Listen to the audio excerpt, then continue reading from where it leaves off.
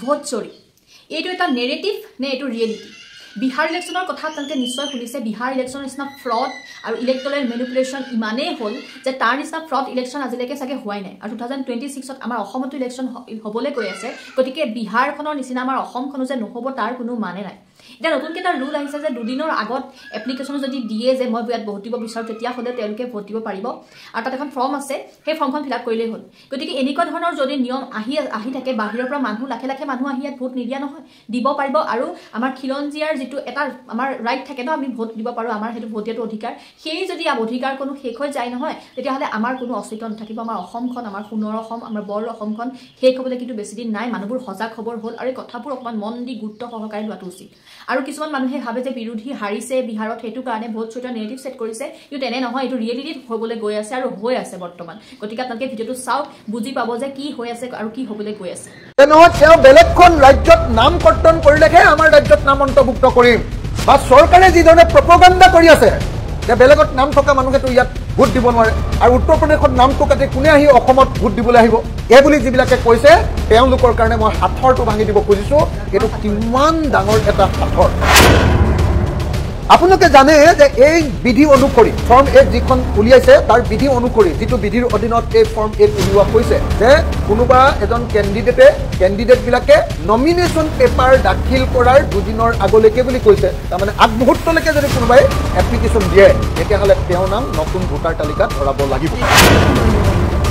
বিহাৰত ভোট তেওঁ দিলে উত্তৰ প্ৰদেশত দিছিলে এবাৰ বিহাৰত দিলে বিহাৰত ভোট দি শেষ হ'ল এবাৰ ভোট ক'ত আহিলে অসমত এইবাৰ তেওঁ বিহাৰৰ ইলেকশ্যনৰ যিটো এড্ৰেছ আছিলে সেই এড্ৰেছটো ব্যৱহাৰ কৰি এইবাৰ অসমত তেওঁ এপ্লিকেশ্যন কৰিলে যে মই অসমত থাকোঁ গতিকে মোক অসমত ভোট দিবৰ কাৰণে মোৰ নামটো সোমোৱা নাছিলে কৰ্মসূত্ৰে মই অসমত আছোঁ গতিকে ইয়াত লেবাৰ কৰি আছোঁ কিবা কৰি আছোঁ যিকোনো এটা কথা ক'লেই হৈ গ'ল কৰ্মসূত্ৰে মই ইয়াত অসমত আছোঁ গতিকে অসমত ভোট দিবৰ কাৰণে মোক ভোটত নাম অন্তৰ্ভুক্ত ভোটাৰ কাৰ্ডত নাম অন্তৰ্ভুক্ত কৰিব এটা ভয়ংকৰ নিৰ্বাচনৰ ভোটাৰ তালিকাত নাম অন্তৰ্ভুক্তিকৰণৰ এই যিটো বিধি এই বিধিটো এটা ভয়ংকৰ বিধি যে এই যিখন ইলেকশ্যন কমিশ্যন অফ ইণ্ডিয়াই ফৰ্ম 8 দিছে 8 নম্বৰ ফৰ্ম এই ফৰ্মখন ফিল আপ কৰি ইলেকশ্যন কমিশ্যনাৰ মুখ্য নিৰ্বাচনী বিষয়া অসমৰ অনুৰাগ গোয়েলে কৈছে যে আমি নমিনেশ্যন পেপাৰ ফাইল কৰাৰ দুদিনৰ আগতো যদি কোনোবাই আবেদন কৰে দুদিনৰ আগতো যদি কোনোবাই আবেদন কৰে এই ফৰ্ম 8 খন লৈ তেতিয়াহ'লে সেই মানুহজনক তেওঁলোকে ভোট দিবৰ কাৰণে অনুমতি দিব মানুহৰ অভাৱেই নহ'ব চব চাব পাৰিব সেইকাৰণে মই এইকেইদিন আপোনালোকে সকলোৱে জানে মই দিল্লী আৰু মুম্বাইত আছিলোঁ বিশেষ ৰাজনৈতিক কামত দিল্লী আৰু মুম্বাইত আমাৰ দলৰ কামত মই ঘূৰি আছিলোঁ মই সময় পোৱা নাছিলোঁ ডাইৰেক্টলি মুম্বাইৰ পৰা মই যোৰহাট আহিছোঁ আজি গোচৰটোত উপস্থিত হ'বলৈ আৰু গোচৰটোত উপস্থিত হ'বলৈ আহি সেইকাৰণে পোনপটীয়াকৈ যোৰহাটৰ পৰাই মই প্ৰথমবাৰৰ কাৰণে অসমৰ ইতিহাস বদলাই দিব পৰা অসমৰ ৰাজনীতি বদলাই দিব পৰা এই বিশেষ সংশোধনী বিশেষ ভোটাৰ তালিকাৰ সংশোধনী বিষয়টোৰ ওপৰত ৰাইজৰ দলৰ বক্তব্য প্ৰকাশ কৰিছোঁ মই ফৰ্ম 8 খন উধৰ পৰা মুধলৈকে 3বাৰমান পঢ়িলোঁ ফৰ্ম 8 খন উধৰ পৰা মুধলৈকে পঢ়ি মই যিটো বুজি পালোঁ বুজি পোৱা কথাটো হ'ল যে ফৰ্ম 8ৰ জৰিয়তে আমি আবেদন কৰিব লাগিব যিবিলাকে নতুনকৈ ভোটাৰ তালিকাত নাম ভৰ্তি কৰিব খোজে ফৰ্ম 8ৰ জৰিয়তে আবেদনকাৰীৰ নাম আৰু ইলেকশ্যনৰ photo identity card EPIC number বুলি কয় তাত সেইটো উল্লেখ কৰিব লাগে ফৰ্ম নম্বৰ 8 অনুসৰি আবেদনকাৰীক দুটা অপশ্যন দিয়া হৈছে অপশ্যন নম্বৰ এ অনুসৰি আধাৰ নম্বৰটো উল্লেখ কৰিব লাগে আৰু অপশ্যন নম্বৰ বি অনুসৰি আধাৰ নম্বৰ নাই বুলি ঘোষণা কৰি দিব লাগে মই আধাৰ নম্বৰ দিবলৈ অক্ষম কিয়নো মোৰ আধাৰ নম্বৰ নাই বুলি টিক মাৰিলে হৈ গ'ল ফৰ্ম 8 খনত স্পষ্টকৈ লিখা আছে যে আপুনি নতুনকৈ আবেদন কৰিবলৈ হ'লে দুটাই ক্ৰাইটেৰিয়া বেচিকেলি আছে এটা হ'ল যে আপোনাৰ আধাৰ আছে নে নাই যদি আধাৰ আছে বুলি কয় তেতিয়াহ'লে আধাৰ কাৰ্ডখন চাই দিলে নতুনকৈ ভৰোৱা মানুহজনৰ নামটো যদি উত্তৰ প্ৰদেশত বা বিহাৰত নামটো আছে তেতিয়াহ'লে সেইটো ওলাই পৰিব আধাৰ আছে বুলি ক'লে কিন্তু আপোনালোকে নিশ্চয় সকলোৱে এইটো বস্তু জানে যে ভোট দিবৰ কাৰণে আধাৰ কাৰ্ড মেণ্ডেটৰী নহয় সেইকাৰণে আধাৰ কাৰ্ড নাই বুলিও যদি আপুনি কয় তেতিয়া হ'লেও আপোনাক ভোট দিবলৈ দিব লাগিব আধাৰ কাৰ্ড নাই বুলি ক'লে কি হ'ব আধাৰ কাৰ্ড নাই বুলি ক'লে আপোনাৰ নামটো উত্তৰ প্ৰদেশ বা বিহাৰৰ ভোটাৰ লিষ্টত আছে নে নাই সেইটো কোনেও পৰীক্ষা কৰিব নোৱাৰিব আচ্ছা কথাটো ধৰিব পাৰিলে নে গতিকে নিৰ্বাচন আয়োগে যেটো কথা কৈ আছে যে নহয় তেওঁ বেলেগখন ৰাজ্যত নাম কৰ্তন কৰিলেহে আমাৰ ৰাজ্যত নাম অন্তৰ্ভুক্ত কৰিম বা চৰকাৰে যি ধৰণে প্ৰপগাণ্ডা কৰি আছে যে বেলেগত নাম থকা মানুহেতো ইয়াত ভোট দিব নোৱাৰে আৰু উত্তৰ প্ৰদেশত নামটো কাটি কোনে আহি অসমত ভোট দিবলৈ আহিব এই বুলি যিবিলাকে কৈছে তেওঁলোকৰ কাৰণে মই হাতৰটো ভাঙি দিব খুজিছো এটো কিমান ডাঙৰ এটা হাতৰ মই হাতৰটো আপোনালোকক ভাঙি দিছো দেই চাব আপোনালোকে জানে যে এই বিধি অনুসৰি ফৰ্ম 8 যিখন উলিয়াইছে তাৰ বিধি অনুসৰি যেটো বিধিৰ অধীনত এই ফৰ্ম 8 উলিওৱা হৈছে যে কোনোবা এজন ক্যান্ডিডেট বিলাকে নমিনেশন পেপাৰ দাখিল কৰাৰ দুদিনৰ আগলৈকে বুলি কৈছে তাৰ মানে আগমুহূৰ্তলৈকে যদি কোনোবাই এপ্লিকেশন দিয়ে তেতিয়া হলে তেওঁৰ নাম নতুন ভোটাৰ তালিকাত ভৰাব লাগিব এটো হল নিয়ম এতিয়া ধৰক এজন মানুহে উত্তৰ প্ৰদেশৰ নিৰ্বাচন কোন চনত হৈছিল 2021 তে হৈছিল নে 20 হৈছিল নহয় 21 পিছত হৈছিল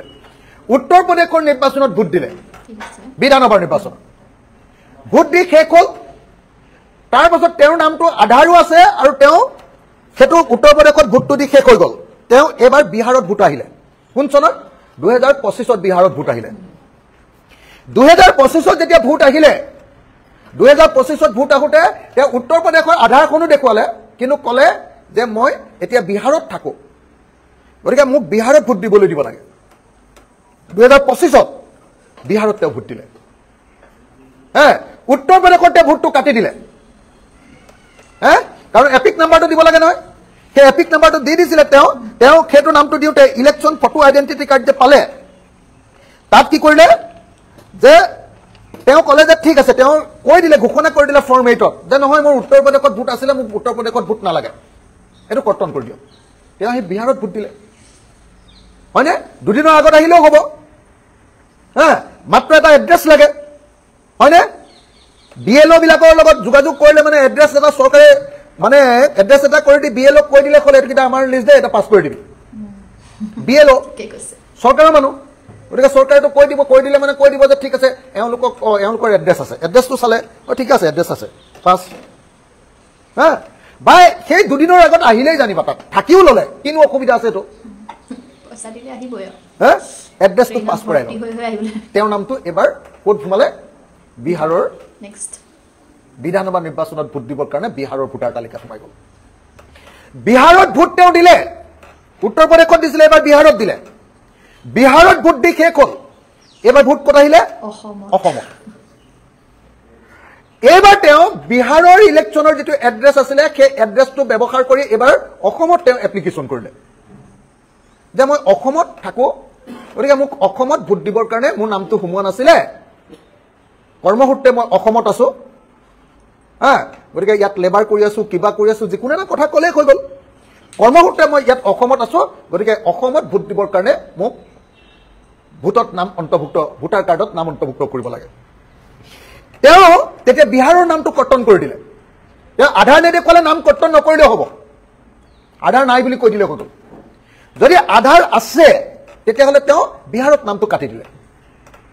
হ'লনে বিহাৰত নামটো কাটি অসমত নামটো ভৰাই দিলে অসমত ইলেকশ্যনত ভোট দিলে মানে একেজন মানুহে এতিয়া উত্তৰ প্ৰদেশত দিলে হেতু কাটি পেলাই আকৌ বিহাৰত দিব পাৰিব বিহাৰত কাটি আকৌ অসমত দিব পাৰিব আকৌ অসমত কাটি আকৌ নেক্সট ইলেকশ্যন দিব পাৰিব মানে একেজন মানুহে য'তে ত'তে ভোট দিব পাৰিব এনেকৈ হ'লেতো ভোটাৰৰ মানে সংখ্যা কোনো যিখন পাৰ্মানেণ্ট আমাৰ অসমীয়া ভোটাৰ আছে তাহাঁতি নিৰ্বাচিত মানে কৰিব পাৰিব নে বেলেগ মানুহ আহি কৰিব আৰু এইটো যিকোনো মানুহ আনিব পাৰিব পইচা দি পেলাই লৈ আহিলেই হ'ল মাৰ্চ বা এপ্ৰিলত আমাৰ ভোট হ'ল ফাৰ্ষ্ট ফেজ হ'লে মাৰ্চত দিলে ছেকেণ্ড ফেজ হ'লে এপ্ৰিলত দিলে হৈ গ'ল তেওঁ এপ্ৰিলত দি শেষ হৈ গ'ল শেষ হৈ দি তেওঁ যেতিয়া শেষ হৈ গ'ল এইবাৰ তেওঁ আকৌ উত্তৰ প্ৰদেশলৈ গ'ল এইবাৰ তেওঁ উত্তৰ প্ৰদেশলৈ গ'ল এইবাৰ তেওঁ আকৌ উত্তৰ প্ৰদেশলৈ গৈ কি কৰিলে যে মই অসমত আছিলো এতিয়া আৰু মোৰ নিজৰ ঘৰলৈ ঘূৰি আহিছো মোক ভোট দিবলৈ দিব লাগে আকৌ ইলেকশ্যনৰ আগে উত্তৰ প্ৰদেশত আকৌ নিজৰ নামটো ভৰ্তি কৰি ল'লে তেওঁ কেইবাৰ ভোট দিলে উত্তৰ প্ৰদেশত বিহাৰত অসমত দৰকাৰ হ'লে পশ্চিমবংগতো একচাট মাৰি থৈ যাব পাৰিব হয়নে তাৰপিছত তেওঁ উত্তৰ প্ৰদেশত ভোট দিব এইটো এটা ভয়ংকৰ নিৰ্বাচনৰ ভোটাৰ তালিকাত নাম অন্তৰ্ভুক্তিকৰণৰ এই যিটো বিধি এই বিধিটো এটা ভয়ংকৰ বিধি বিধিটোৱে কি কৰিব জানেনে আমাৰ খিলঞ্জীয়াৰ যিটো অস্তিত্ব এতিয়া মানুহে অনুভৱ কৰা নাই এই বস্তুটো আমি সদায় আমি মানে ছুটি সময়ৰ কাৰণে ভাবোঁ কি এনেকুৱা নহয় কিন্তু লং টাৰ্মত যদি আমি চাওঁ নহয় ই আমাৰ অসমখন ধ্বংস কৰিবলৈ বেছি দিন নালাগে আমাৰ খিলঞ্জীয়াৰ যিখিনি অস্তিত্ব সেইটো শেষ হ'বলৈ বেছি দিন নালাগে গতিকে মানুহবোৰ প্লিজ সজাগ হওক বুজি পাওক যে কেনেকুৱা কথা চলি আছে কাৰণ বিহাৰ ইলেকশ্যনেই তাৰ প্ৰমাণ বিহাৰ ইলেকশ্যনত যিটো মেনিপুলেশ্যন হ'ল যেনেকৈ পইচা সোমালে একাউণ্টত ভাবিব নোৱাৰি গতিকে আমাৰ অসমত যে এনেকুৱা নহ'ব কথাই নাই বৰ্তমান এনেকুৱা বস্তু ওলাই আছে ভোট চুৰিটো কেৱল এটা নেৰেটিভ হৈ থকা নাই ভোট চুৰিটো এটা ৰিয়েলিটি হৈ পৰিছে আপোনালোকে সেইটো কথা মানে বা নামানে কিন্তু it's a reality thank U